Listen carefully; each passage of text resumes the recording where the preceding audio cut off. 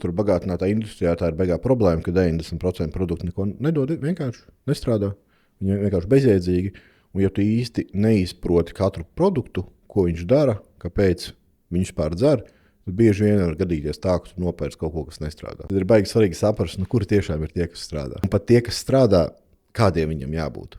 Jo labs piemērs magnija bisglicināts. Magnija bisglicinātam ir konkrēta procentuālā attiecība.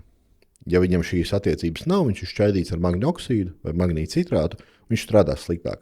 Latvijā tādu produktu ir daudz, ko tirgo. Šobrīd man kā reiz viens džeks pirms pāris dienām rakstīja, ka viņam arī šis baigi interesē, ka viņi vērsīsies PVD, ka viņi grib sākt pilnīgi visiem uz marķējumu likt norādīt, kāds ir bisglicināta daudzums iekšā pret magnija daudzumu, lai var redzētu attiecību, lai var redzēt, kur ir tie ražotāji, kas čakarē cilvēkus. Un tādu ražotāju, diemžēl, ir lielākā daļa. Un kāpēc tā ir? Tāpēc, ka labs magnija bisglicināts vienkārši ir dārgs. Daudz lētāk. Tā problēma ar uzturu bagātinātā industriju, kad ir ļoti daudz, kas tev obligāti nav jāparāda. Ja tu vari neparādīt, pirms lielākā daļa neparāda.